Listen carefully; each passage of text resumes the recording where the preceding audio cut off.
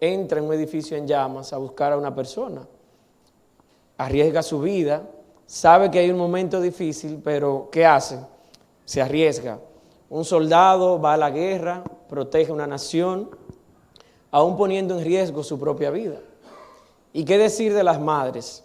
Mujeres que sufren mucho dolor para traer un hijo al mundo, un hijo o una hija. Entonces hay dolores o situaciones en nuestras vidas que son necesarias para luego nosotros poder experimentar un gozo.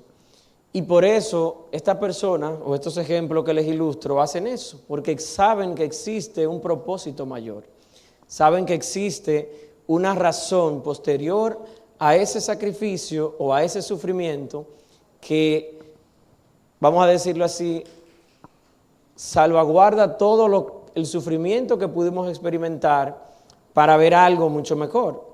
Entonces, en esos momentos decisivos de nuestra vida, donde quizás nos toca tomar una decisión muy oportuna en un momento determinado, que puede cambiar todo nuestro escenario, es importante nosotros recordar eso.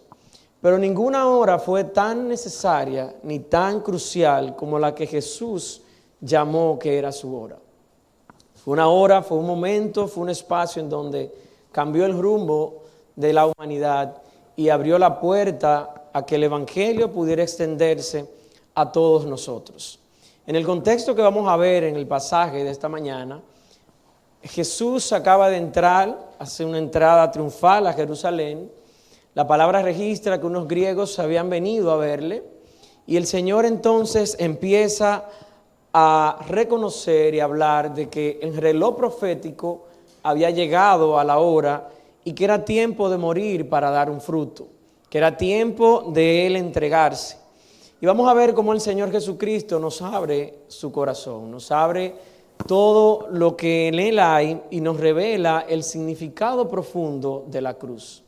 Y eso es lo que nosotros tenemos que reconocer. Ya la multitud a Él lo había aclamado como rey, ya tenía detrás de Él las autoridades, vamos a decir, enojadas, inconformes con lo que Jesús había hecho. Y aquí vamos a ver cómo el Salvador, justo antes de la cruz, se muestra como un hombre indiferente al dolor. Encontramos un hombre plenamente humano y profundamente angustiado, pero con un deseo y un fervor especial de cumplir la voluntad de Dios. Entonces quiero invitarte, hermano, en esta mañana, que me acompañes al Evangelio de Juan, capítulo 12, los versículos del 27 al 36, con el tema "Para esta hora he llegado". Juan 12, de los versículos 27 al 36, con el tema "Para esta hora he llegado". Dice la palabra del Señor: "Ahora está turbada mi alma. ¿Y qué diré? Padre, sálvame de esta hora. Pero para esto he llegado a esta hora. Padre, glorifica tu nombre". Entonces vino una voz del cielo: "Lo he glorificado y lo glorificaré otra vez". Y la multitud que estaba allí y había oído la voz decía que había sido un trueno. Otros decían: un ángel le ha hablado. Respondió Jesús y dijo: "No ha venido esta voz por causa mía, sino por causa de vosotros. Ahora es el juicio de este mundo. Ahora el príncipe de este mundo será echado fuera. Y yo, cuando sea levantado de la tierra, a todos atraeré a mí mismo". Esto decía dando a entender de qué muerte iba a morir. Le respondió la gente: "Nosotros hemos oído que, según la ley, el Cristo permanece para siempre. ¿Cómo pues dices tú que es necesario que el Hijo del Hombre sea levantado? ¿Quién es este Hijo del Hombre?". Entonces Jesús les dijo: "Aún por un poco de tiempo la luz está entre vosotros. Andad entre tanto que tenéis luz, para que no os sorprendan las tinieblas, porque el que anda en tinieblas no sabe a dónde va. Entre tanto que tenéis la luz, creed en la luz, para que seáis hijos de luz". Y con este texto, hermanos, vamos a desarrollar el mensaje en esta mañana en 3 puntos, haciendo referencia a esta hora que el Señor manifiesta que le ha llegado. Y vamos a ver el primer punto, que sería el costo de la hora. El costo de la hora, sumisión que glorifica al Padre. Aquí vemos cómo la cruz revela la obediencia perfecta del Hijo.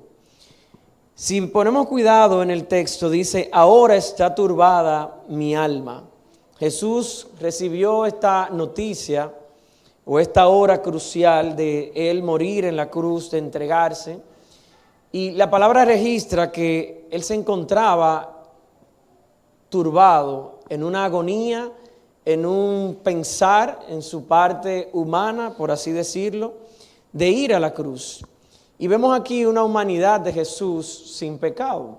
Vemos acá cómo el texto revela que Él declara que hay una situación en Él que lo tiene turbado. En este contexto, la palabra turbado implica una agitación profunda, un horror ante el peso del juicio divino que Él cargaría por nosotros. No era miedo que Jesús tenía, no era solamente el temor al dolor físico. Imaginémonos que ante la eminente noticia de Él saber que iba a ser crucificado, te causa temor, te causa agonía, te causa pensar en cómo será ese momento. Pero no era solamente la carga física que Él tendría, el maltrato, la humillación y todo lo que habría de venir a Él, sino también que en la cruz ocurría algo que jamás había sucedido en toda la eternidad, y era que el Hijo Santo cargaría el pecado del mundo. Es este el punto en donde el sufrimiento de Cristo en la cruz, usted y yo no podemos comprenderlo. Usted y yo le corremos a cualquier situación en nuestra vida. Como decía al inicio, si sabemos que vamos a padecer de algo, procuramos evadirlo. Y el Señor acá está enfrente de un momento decisivo, un momento que tú y yo no logramos comprender en nuestra humana capacidad. No logramos entender cómo un hombre santo, justo y sin pecado, muere por toda una humanidad, muere entregando su vida y en obediencia al Padre. Y es que no es para menos, es tu pecado y mi pecado que fue llevado en esa cruz. Fue un cordero inmolado que asume el puesto de los culpables. Si allí en la cruz, como dice el Evangelio de Isaías 53, Cristo fue el varón de dolores y experimentado en el sufrimiento. Fue Él que experimentó la culpa y la carga de todo. Probablemente una persona mire y dice, bueno, uno más crucificado en la cruz. Pero Cristo no era uno más. Cristo era el Hijo de Dios. El apóstol Pablo, haciendo referencia a esta misma idea, en 2 Corintios 5:21 dice, al que no conoció pecado, por nosotros lo hizo pecado. Allí en la cruz llevó el pecado del mundo y no su propio pecado. Y eso es sorprendente como para nosotros, Él siendo santo, siendo inocente, siendo sin mancha, va a la cruz y muere por ti y muere por mí. Y te lo repito reiteradas veces porque es necesario que en la calidad de creyente, de cristiano, esto sea un referente para nuestras vidas cada día. Reconocer y entender el precio y el costo de la vida de Jesús en perdón por nuestros pecados. Y el texto refleja, dice que ahora está turbada mi alma. El alma de Jesús se horrorizó ante aquella cruz. Y eso representa o nos lleva a entender la pregunta que Él hace. Y es como si fuera una pregunta retórica, como si Él mismo se estuviera diciendo en la próxima parte del versículo, dice, ¿y qué diré? Padre, sálvame de esta hora, pero para esto he llegado a esta hora. Básicamente el Señor no podía escapar de la hora que estaba delante de Él. Es como si Él pensara en sí mismo y dijera, ¿podré librarme? No, pero espérate, para eso yo he venido. O sea, ese es su propósito. Él reitera y sabía que ese era el momento para el cual el Padre lo había enviado. y el cual él debía cumplir, y estaba frente a él soportar el deshonor y soportar la vergüenza de un pecado ajeno.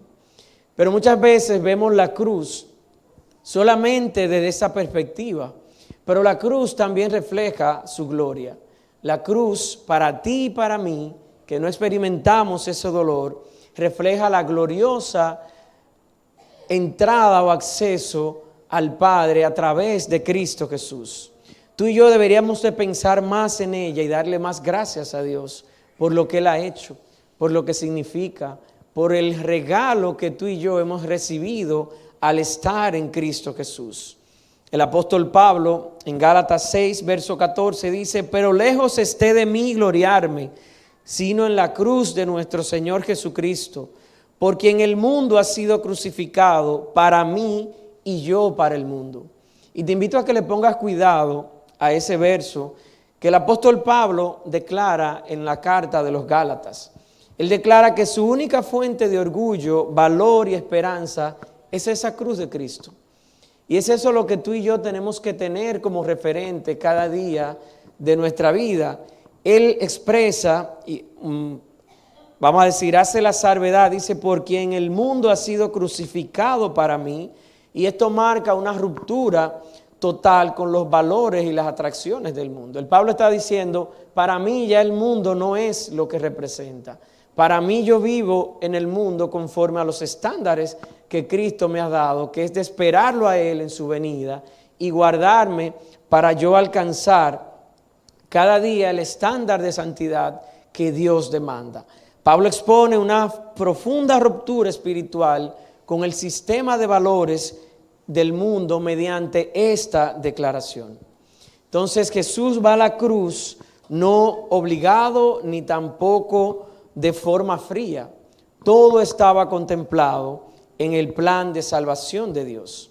Y aquí vemos una diferencia entre Cristo y nosotros, porque Cristo somete su voluntad a la del Padre. Pero muchas veces tú y yo queremos subordinar la voluntad de Dios a nuestros deseos. Tú y yo queremos subordinar lo que ya conocemos de Dios a nuestra voluntad. Y aquí tenemos el mayor ejemplo de obediencia y entrega a través de la vida de Cristo Jesús. Es entender que Cristo no vino simplemente a enseñar, no vino solamente a hacer milagros, Él vino a morir. Eso estaba contemplado en su propósito de vida, y la cruz no fue entonces un accidente. No fue que a Dios se le salió de las manos el contexto en el cual Cristo se desenvolvía. Fue el plan eterno de redención. Entonces, pudiéramos entender que mucha gente se acerca a Cristo para que les resuelva problemas. Todo aquel que tiene necesidades profundas, ¿qué uno le dice? Ven a Cristo. Ven a Cristo, y entendemos que en Cristo vamos a encontrar, en primer lugar, esas soluciones a nuestras necesidades y problemas humanos. Pero déjame decirte que el verdadero Cristo, o el verdadero problema que Cristo vino a resolver, fue el problema más grande que tú y yo pudiéramos tener, que fue nuestro pecado. Independientemente de tu situación, en el contexto en el que tú te encuentres, de salud, económico, social, si tienes trabajo, si no tienes, entender la valía que tú y yo tenemos en Cristo Jesús al Él morir por nuestros pecados. Ese fue el primer problema y el más grande problema que Cristo pudo resolver para cualquiera de nosotros. El entender que ya no somos esclavos del pecado, que ya pertenecemos a un señorío diferente, que ya le pertenecemos a Él. Y entender dentro de todo esto que el Evangelio comienza dando a conocer que Cristo vino voluntariamente a ocupar nuestro lugar. Ese es el espacio que el Señor ha venido a darnos al Él entregarse en la cruz. Y esa cruz manifiesta la gloria de Dios. Porque Él dice en el versículo 28, si me acompañas, dice la lectura: Padre, glorifica tu nombre. Y cuando Jesús pensaba en la cruz, a solo unos días de Él llegar a ese escenario, su principal preocupación no era todo lo que Él podía acontecerle, no era todo lo que Él podía sufrir. Su mayor preocupación era glorificar al Padre en medio de ese encuentro, en medio de ese llamado o de su hora que había llegado. La preocupación de Jesús era glorificar al Padre. Le dice: Padre, glorifica tu nombre. Tú y yo, cuando pasamos por momentos difíciles, muchas veces queremos pasar desapercibido ese encuentro o ese momento con vamos a decir, con una prueba que llegue a tu vida. Y el Señor nos enseña que nuestra oración debiera de cambiar. En vez de decir: Padre, sálvame de esta hora, decirle: Padre, glorifica tu nombre a través de mi prueba. Que todo lo que acontezca a tu vida sea para la gloria de Dios. Que todo lo que llegue a ti y a tu corazón no sea para buscar un bienestar personal, sino para manifestar la gloria de Dios. Aún en medio del sufrimiento, aún en medio de la adversidad, el Señor se manifiesta cuando hay fe y cuando hay esperanza puesta en Él. Pero no solamente Cristo menciona o clama que el Padre glorifique su nombre, sino también vemos cómo el cielo no pudo permanecer en silencio, sino que tuvo que responder. Dice el versículo: entonces vino una voz del cielo que dice: lo he glorificado y lo glorificaré otra vez.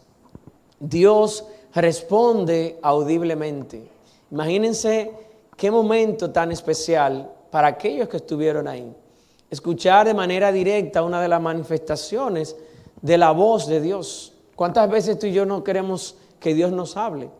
Y a esta gente que estuvo ahí respaldando a Jesús, no porque Él no supiera lo que acontecería en su vida, sino para afianzar la fe de quienes estaban ahí, dice la palabra que una voz del cielo dice: lo he glorificado y lo glorificaré otra vez. Es importante conocer que este sería el tercer momento en el cual la voz del cielo, vamos a decir, reconfirma o apoya el ministerio de Jesús. La primera vez fue en el bautismo, la segunda en la transfiguración, y en este escenario también el Padre responde a esa aseveración de que glorifica al Hijo. Y esta afirmación, vuelvo y reitero, no es por parte de Dios hacia Jesús.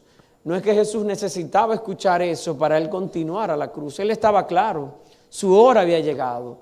Y por eso Él les dice más adelante: no ha venido esta voz por causa mía, sino por causa de vosotros. O sea, lo que ustedes escucharon no es por mí, es por ustedes, es para que crean, es para que afiancen su fe. Entonces, conforme se acercaba a la cruz, la gran preocupación de Jesús seguía siendo glorificar al Padre, y se aseguró que ya lo había hecho y que lo seguiría haciendo. Y aún en lo que resta del cumplimiento de las Escrituras, con la venida del Señor, también el Padre respaldará todo lo que aún falta. Cristo había sido glorificado en su resurrección, en su ascensión, en el descenso del Espíritu Santo sobre los apóstoles. Todos esos escenarios nos dan a entender y a conocer que ciertamente la cruz sería la máxima reverencia de su gloria. Todo giraba en torno a Jesús, todo giraba en torno a darle gloria y a exponer a aquel que murió por nuestros pecados.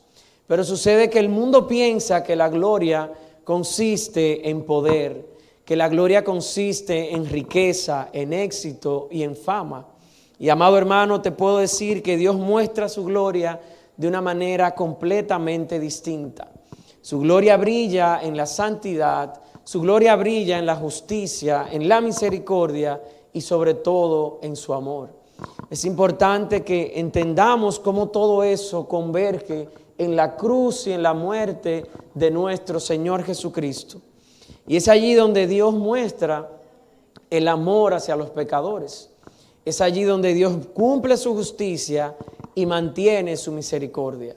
Mantiene hasta hoy y hasta aquellos que aún no han creído. La misericordia del Señor es abierta, su amor y su perdón aún está abierto para venir delante de Él y recibir eso. En Romanos 3, explica que Dios es el justo y el que justifica. Romanos nos deja muy claro que el Señor nos ha justificado por medio de Cristo delante del Padre. Solo la cruz podría mostrar ambas cosas al mismo tiempo. Solamente el sacrificio del Señor podía alcanzar eso. Pero dice acá que al escuchar esa voz, que Cristo responde que no había venido por causa de Él, sino de los demás, hay dos escenarios. Si hay un grupo, dice el 29, la multitud que estaba allí y había oído la voz decía que había sido un trueno. A pesar de escuchar la voz, algunos entendían que era una manifestación natural, pero no reconocieron la voz de Dios. Otros pensaron que era como un discurso angelical. Dice, un ángel le había hablado. ¿Y quién tenía la razón? Bueno, ninguno. No era un trueno, no era un ángel. Era la voz audible del Padre respaldando la obra del Hijo para morir en la cruz y dando a conocer el propósito de Él. Sin embargo, el Señor insiste en que aquellos que pudieron discernir y reconocieron la voz, les dio confianza en Jesús ante esos días críticos. Ese era el propósito de escuchar esa voz de parte del Padre diciendo que Él lo había glorificado y que lo glorificaría nuevamente. Aquí está buscando quitar toda excusa de incredulidad. Dios condescendió a hablar en un idioma humano para que los que estuvieron allí no tuvieran excusas.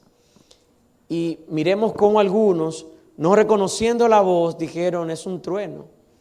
Estuvieron buscando otras cosas, pero por eso Jesús les pasa toda la responsabilidad cuando le dice, a causa de vosotros ha venido esa voz.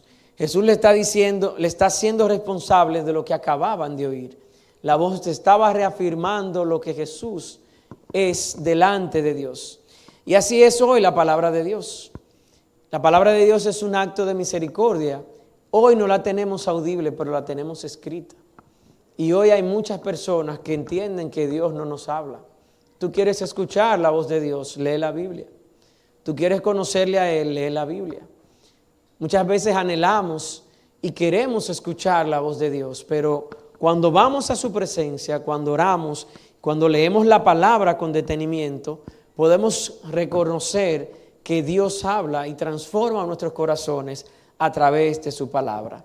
Esto que acababa de acontecer es un acto de misericordia para que crean, pero también era un acto o un testimonio de juicio, porque aquellos, a pesar de haber oído la voz y ver los milagros, endurecieron su corazón. Y así hay personas en este mundo que no abren su mente y su corazón, no permiten que la palabra sea que trabaje sus vidas y se niegan y endurecen su corazón y dañan su entorno y su contexto simplemente por seguir sus deseos y sus pensamientos. Y miren que en otras ocasiones Dios hablaba. Cuando el apóstol Pablo fue cegado, por allá por Hechos 9, que había una voz que le habló a Pablo, los demás no pudieron escuchar esa voz. Dice que escuchaban cosas pero no entendían. Esa voz no era para confirmarles nada a ellos, era para Pablo. Pero aquí Dios está abriendo un escenario diferente.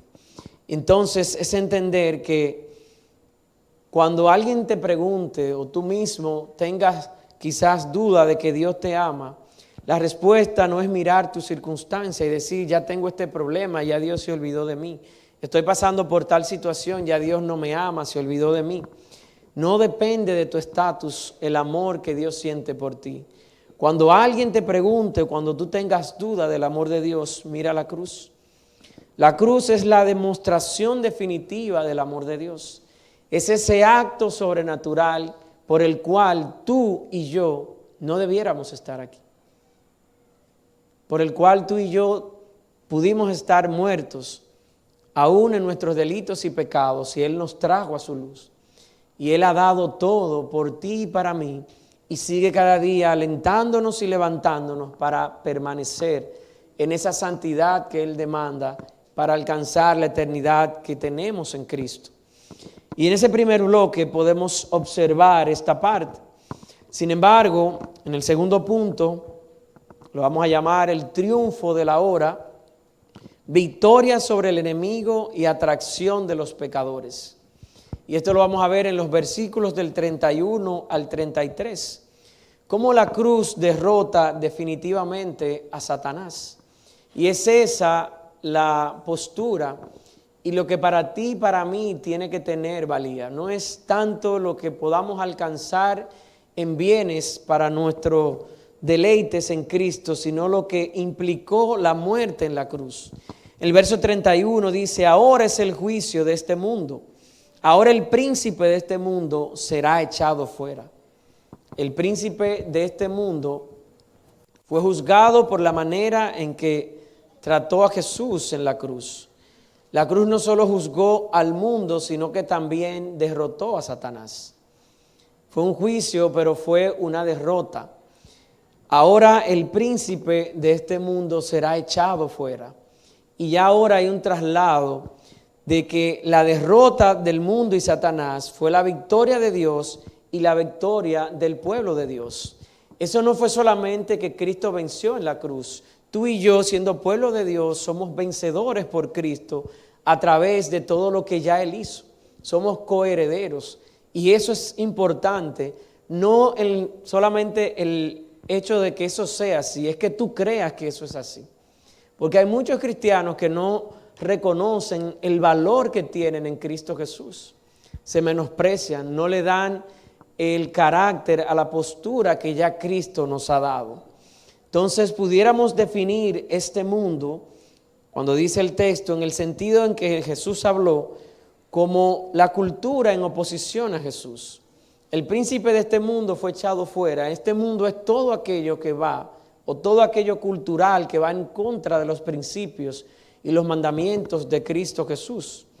Esta cultura tiene un líder y es ese, el príncipe de este mundo, ese gran adversario, Satanás, que lo reitera en el mismo Evangelio de Juan más adelante, hace la aseveración de que es el príncipe de este mundo que ha ido gobernando, pero dice que ahora será echado fuera. Ese gran adversario que es Satanás fue echado fuera por lo que Cristo logró en la cruz.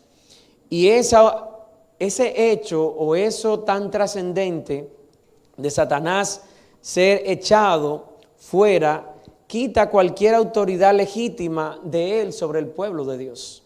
Y es eso lo que a ti y a mí debe engrandecernos como hijos de Dios, que ya no le pertenecemos, ya no somos esclavos del pecado, ya no vivimos subyugados, sino que en Cristo tenemos libertad. En Cristo tenemos la oportunidad de ser libres. Dios ejecutó en ese momento en la cruz el tribunal de justicia donde Satanás fue desarmado legalmente. Ya el diablo no tiene potestad sobre ti, porque tú le perteneces a Cristo Jesús, porque has puesto tu confianza en Él y porque Él ahora es tu Señor y Salvador. Parecería que Satanás estaba ganando. Judas iba a traicionar al Maestro, los líderes religiosos conspiraban contra Jesús, Roma estaría condenando a Jesús y todo parecía una victoria para el mal. Sin embargo, en ese momento, en esa muerte en la cruz, Cristo derrota definitivamente al enemigo. Y es entender que esto no es un tema en el contexto de Jesús, eso viene de Génesis 3. En el Calvario, ahí pierde Satanás cuando Cristo muere. En Colosenses 2 también dice que Cristo despojó a los principados y potestades, o sea, todo fue quitado por la muerte de Cristo en la cruz. La cruz no fue una derrota, la cruz fue una victoria, y eso para ti y para mí debe ser un motivo de gozo, de júbilo, de alegría, de alabanza a nuestro Señor por lo que Él ha hecho. Cuán importante eres tú para Dios, que Él murió en la cruz para darte un propósito y una nueva vida. No fue una victoria política, fue una victoria espiritual y eterna, entregada, hermano y hermana, para ti. Depositada en Jesús y poniendo nosotros la fe en Cristo, alcanzamos ese estatus ya dado por Dios para ti y para mí como pecadores convertidos al Evangelio. Y es tanto así que lo confirma lo que dice en la carta de Colosenses capítulo 2, los versículos 14 y 15, dice de la siguiente manera: Él anuló el acta de los decretos que había contra nosotros, que nos era contraria, y la quitó de en medio, clavándola en la cruz. Reitero, Colosenses 2, versículos 14 y 15. ¿Y qué dice el versículo? Que Él anuló el acta de los decretos que había en contra de nosotros.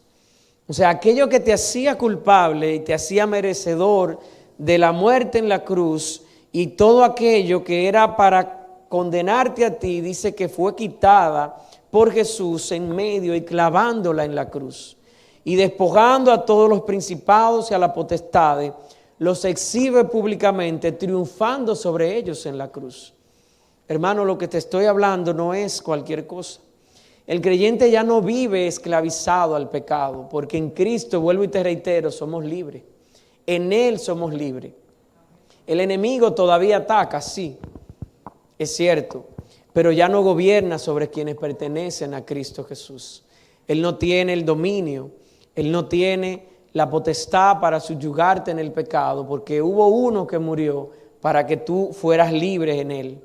Y no es tanto eso, en el mismo versículo, Él hablando de el juicio de este mundo, también reitera que Él no va a estar continuamente muerto, sino que dice: y yo, cuando sea levantado de la tierra, a todos atraeré a mí mismo. Jesús prometió que cuando fuera levantado en la cruz, Él atraería a todos. Todos tendrían acceso a venir a Él. Y es que Jesús sabía que su muerte en la cruz, la obra de entrega en la cruz, iría mucho más allá de la salvación y bendición para el pueblo judío. Y ahí entramos tú y yo como gentiles, como aquellos que no somos descendientes directos, y por eso tú y yo hoy estamos aquí. Por eso tú y yo hoy estamos en este lugar buscando al Señor, porque hemos sido alcanzados por su misericordia. Y Él pensaba en atraerlos a todos a sí mismo. O sea, Él estaba abriendo la puerta a la salvación a toda la humanidad. Jesús conocía que iba a morir, y dice el apóstol en el versículo 33, esto decía dando a entender de qué muerte iba a morir, porque cuando Él dice cuando sea levantado, en ese contexto da a entender que iba a ser crucificado, da a entender que Él iba a morir en la cruz, y la cruz se convierte entonces en el único medio para atraer a los pecadores delante de Dios. Ser levantado nos habla de la crucifixión de Jesús, y la cruz entonces pasa a ser el centro del Evangelio.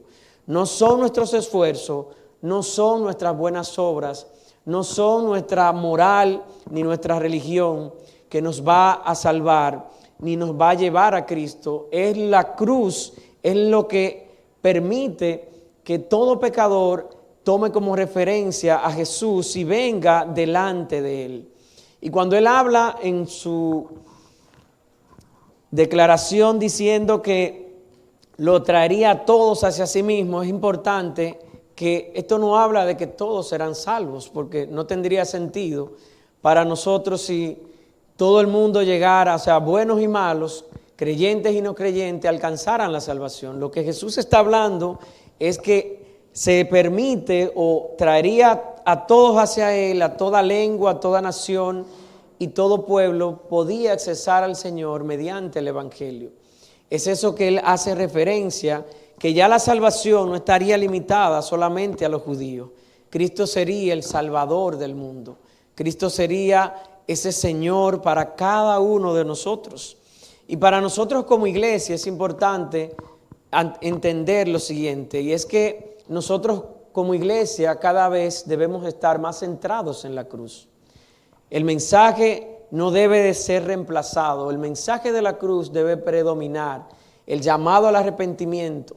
La iglesia no está llamada a traer a los incrédulos o aquellos que no han sido llamados por el Señor por medio de estrategias humanas, ni con entretenimiento, ni con espectáculos. lo que transforma los corazones sigue siendo Cristo crucificado y resucitado. Ese es el mensaje que debe permanecer en la iglesia. Ese es el mensaje que tú y yo estamos llamados a compartir. Y este es el mensaje que a ti y a mí nos ha dado paz, nos ha dado luz y nos ha dado esa confianza en lo que Cristo ha hecho en nuestras vidas. ¿Y por qué les menciono esto? Porque es importante y necesario que nosotros prediquemos el Evangelio. Es ese Evangelio que el Señor está mostrando, que tú y yo ya conocemos y que es necesario que otros también conozcan. Hay mucha gente que no conoce de Jesús. Hay gente que oye de Jesús, pero no le conoce, no ha tenido una relación con Él. Tiene quizás posturas muy diferentes porque no han entendido ciertamente que el Evangelio transforma. No comprenden cómo opera la salvación a través de Cristo Jesús. Entonces, hermanos, tú y yo tenemos que predicar el Evangelio y mostrar a Cristo crucificado. El único que tiene el poder de transformar nuestros corazones y rescatarlo de ese dominio de Satanás por la proclamación de que Cristo fue crucificado y murió en la cruz. Si levantamos a Cristo en nuestra predicación, Él se encargará de atraer a los suyos. Y es eso lo que el Señor está diciendo, lo que está reiterando, que tú y yo tenemos que llevar este Evangelio que ha transformado nuestras vidas y que también transformará la de aquellos que han de venir y de creer en Cristo por medio de la predicación. Eso es lo que el Señor nos está mostrando, de que no hay nada que pueda por encima de lo que ya Cristo ha hecho. Simplemente que el mensaje debe ser pregonado, predicado y llevado con toda integridad para que otros puedan llegar a Cristo Jesús como Señor y Salvador. Y por último punto, vamos a ver en los versículos del 34 al 36 lo que sería la urgencia de la hora. Caminar en la luz antes de que lleguen las tinieblas. La urgencia de la hora, caminar en la luz antes de que lleguen las tinieblas. Versículo 34 dice: le respondió la gente: nosotros hemos oído que según la ley el Cristo permanece para siempre. ¿Cómo pues dices tú que es necesario que el Hijo del Hombre sea levantado? Y aquí vemos que hay una multitud que estaba confundida, porque si ya habían creído en Cristo como el Mesías, como el Hijo del Hombre, y Él les habla de morir, como que no hace sentido, y ellos se sienten confundidos, y dicen aquí: la ley dice que cuando Cristo venga reinará para siempre, y ahora tú dices que no te quedarás, sino que vas a morir. Entonces como que no entendemos, no comprenden eso.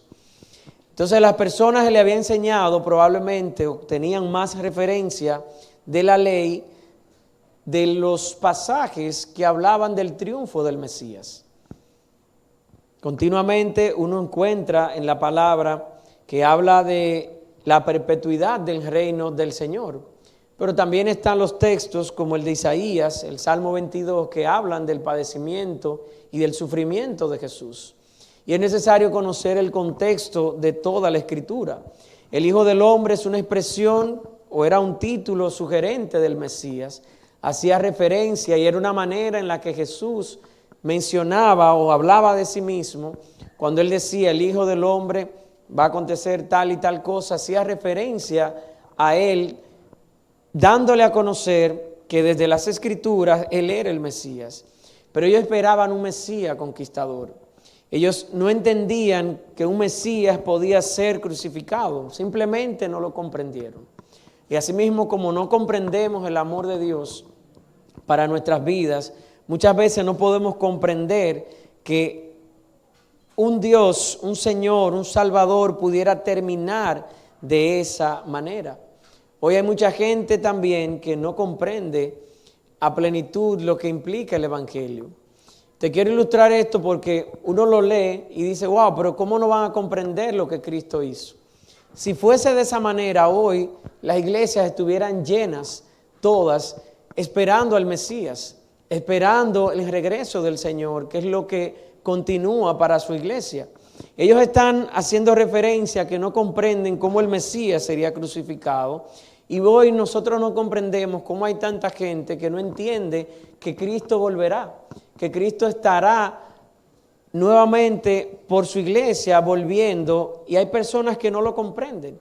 Pero no debe sorprendernos a ti y a mí, porque el apóstol Pedro en la segunda carta, en el capítulo 3, los versículos 3 y 4, ya había dicho algo referente a esto.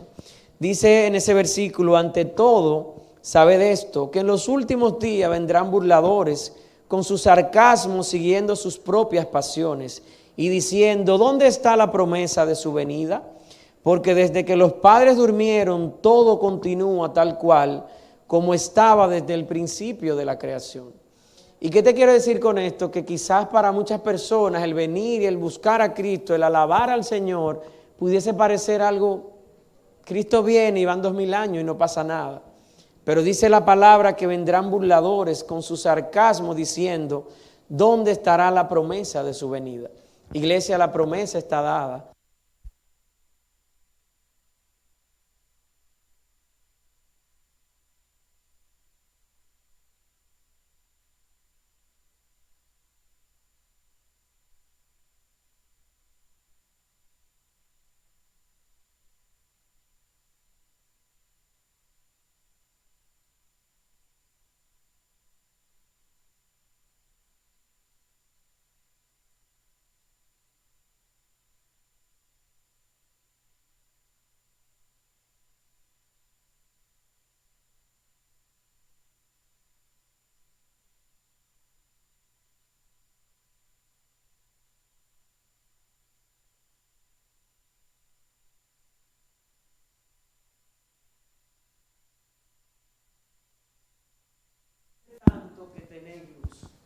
Jesús entonces le hace una advertencia solemne.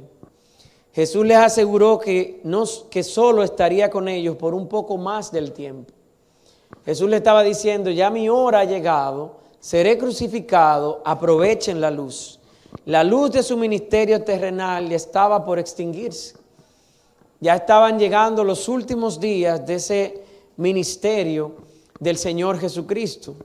Y amado hermano, esta es la urgencia de nosotros predicar el Evangelio de Jesús, de que ya estamos en estos tiempos finales y es necesario que sea dado mientras hay luz, que es su palabra, mientras hay luz, que es la esperanza en Cristo, nosotros llevar el mensaje.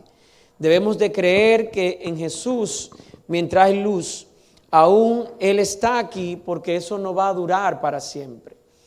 Cuando nosotros nos acercamos, a veces vemos una indiferencia de las personas ante la palabra de Dios, ante los hechos de Dios, porque no comprenden lo que eso implica. Y tú y yo, que hemos sido llamados, que hemos recibido esa luz que es Jesús, tenemos hoy este compromiso, este llamado de predicar el Evangelio. Jesús había dicho en el mismo Evangelio de Juan, en el capítulo 8, verso 12, que Él era la luz del mundo. Y esa luz había venido para darnos salvación. De manera que rechazar la luz de manera deliberada endurece el corazón. Hay personas que entienden que pueden salir por sí mismos y entienden que no buscan a Dios o que van a buscar a Dios cuando ellos crean, porque creen que pueden escapar por sí mismos del mundo en el que están. Pero necesitamos esa luz para transformarnos en lo que dice el versículo: entre tanto que tenéis la luz, creed en la luz para que seáis hijos de luz. Y tú tienes que comprender que Cristo se presenta como la luz, que pronto Él iba a morir, que luego ascendería y que quien rechaza esa luz entonces permanece en las tinieblas. De manera que la salvación requiere una respuesta. La salvación requiere una respuesta de parte tuya y de parte mía hacia lo que Jesús ha hecho en la cruz. Y esto te lo digo porque no basta con admirar a Jesús, no basta con conocer las historias bíblicas, no basta con asistir a la iglesia, es necesario creer. Y esa fe verdadera va a producir una vida transformada. Y es lo que el Señor espera de ti y espera de mí, que respondamos a un evangelio que ya tiene un límite, porque no sabemos cuánto tiempo nos queda, no sabemos cuánto tiempo tenemos para dar a conocer ese evangelio maravilloso que ha transformado nuestras vidas. Lo que sí sabemos es que el momento para venir a Cristo es hoy. El momento para aceptar ese mensaje de salvación y transformar nuestras vidas es hoy. No es otro momento. Ese es el tiempo de venir a Cristo en arrepentimiento, en fe y con plenitud de confianza en lo que Él ha hecho. Es entender que caminar en la luz significa ajustar nuestra vida pública y nuestra vida privada a la verdad de la palabra de Dios. Eso implica ser un hijo de luz, como dice la palabra. Y con esto, hermano, quiero entrar en la parte final de este mensaje. Este texto nos ilustra claramente o nos resume de manera maravillosa lo que es el Evangelio. Nos habla de que estamos en pecado, separados de Dios, y que por nuestras propias obras nada podemos hacer para borrar nuestra culpa. Lo necesitamos a Él. Necesitamos al Mesías, necesitamos a aquel enviado Hijo de Dios que vivió su vida de manera perfecta para que tú y yo hoy pudiéramos tener esa libertad que Él nos ha dado en Cristo. Él cargó el castigo que correspondía a ti y a mí por nuestros pecados y pudo satisfacer completamente la justicia de Dios. Y es ese una especie de resumen de lo que el pasaje nos invita a ver. Y no solamente que nosotros pudiésemos comprender eso, sino entender y poder dar a conocer que ahora Dios ofrece perdón, reconciliación y vida eterna a todo aquel que se arrepiente y viene a Cristo. Y es eso lo que hoy el Evangelio trae, lo que el Evangelio muestra, que hay perdón, hay salvación en Cristo Jesús. Y no una salvación que se gana, sino que se recibe mediante la fe. Una salvación que es por medio de la obra de Jesús y creída por fe para ti y para mí. Y esto, iglesia, implica varios desafíos. A modo de aplicación y conclusión, te quiero decir que esto nos invita a un enfoque en la Gran Comisión. Esto nos invita a que si la cruz tiene el propósito de atraer a todos, como lo manifestó el Señor Jesús, la iglesia local, nosotros como iglesia tenemos el llamado de predicar el Evangelio a cada persona que nosotros conocemos, a cada persona de esta comunidad, de expandir esta maravillosa noticia de que Jesús ha sido entregado en la cruz por cada uno de nosotros. Otra aplicación para ti y para mí es que tenemos que vivir como hijos de luz en medio de una cultura de tiniebla. Tú y yo tenemos que permanecer firmes. No podemos coquetear con las prácticas del mundo. El cristianismo es una vida radical. ¿Estás o no estás? ¿Eres o no eres? No hay términos medios en lo que respecta en nuestra obediencia a Cristo Jesús. Ser hijo de luz implica vivir en integridad, vivir en santidad y verdad en nuestros negocios, en nuestros matrimonios y en nuestra vida diaria. Ese es el llamado que tú y yo tenemos y el compromiso que nosotros tenemos delante de Cristo Jesús. Y por último, puedo mencionarte que tenemos la fidelidad en el seguimiento a ese sufrimiento de Jesús. Entender que tenemos que seguir las pisadas de Jesús, no abandonando a Dios, no olvidándonos de Dios, y entender que el sufrimiento no significa que Él nos haya abandonado a nosotros. El sufrimiento, los padecimientos llegarán y serán una oportunidad para que el nombre del Padre sea glorificado en nuestra debilidad. El ser cristiano no somos perfectos, no estamos exentos de las cosas que suceden en este mundo, pero sí tenemos la garantía de que el dueño, el rey, nuestro creador y salvador estará con nosotros. No importa cuán difícil sea lo que tú estés atravesando, Cristo está ahí para ti, Cristo está ahí para consolarte, para ayudarte, para animarte, para llevarte al estándar que Él está esperando. Dice en Filipenses 1:6 que aquel que inició la buena obra la perfeccionará. créele a Él, confía en Él y Él hará por ti cosas extraordinarias. Y por último, antes de orar, quiero exhortarle, si hay alguien que no ha confiado en Jesús, decirte que no salgas hoy confiando en tu religión, no salgas hoy confiando en tus buenas obras, o que tú tendrás otra oportunidad. Si alguien no ha creído en ese Mesías como Señor y Salvador, déjame decirte que este es el momento de volver tu corazón a Jesús. Ya Cristo hizo todo lo necesario para que tú seas salvo. No hay nada que tú y yo podamos hacer o agregar. A ti solamente te corresponde arrepentirte por tus pecados y poner tu fe en ese maravilloso Salvador que es Cristo Jesús. Hermano, si aún no has creído en Jesús, te digo que la luz de Cristo aún brilla, pero esa invitación no será indefinida. No sigas pensando el entregarte a Jesús. No sigas postergando el servirle a Jesús. No sigas postergando el profundizar en conocer las buenas nuevas de salvación. No te quedes en la orilla con una información, con un poder tan extraordinario. Ve mar adentro hacia Jesús. Ve a lo profundo y conócele. Acércate a Jesús y depende completamente de Él. Eso es lo que quiero que hoy tú te puedas llevar en tu mente y en tu corazón, la oportunidad de creer en ese Señor y Salvador que es Cristo Jesús. Con esto, hermano, quiero invitarte a que oremos, a que puestos de pie le demos gloria a nuestro Dios. Oremos y preparemos nuestro corazón para que en todo lo que pueda venir a nuestras vidas glorifiquemos su nombre. Que en todo lo que nosotros podamos hacer sea para la gloria de Dios. Vamos a orar, vamos a reconocer a Dios en nuestras vidas y en nuestros corazones y a prepararnos para la celebración de la Santa Cena. Delante del Señor, presentar nuestras vidas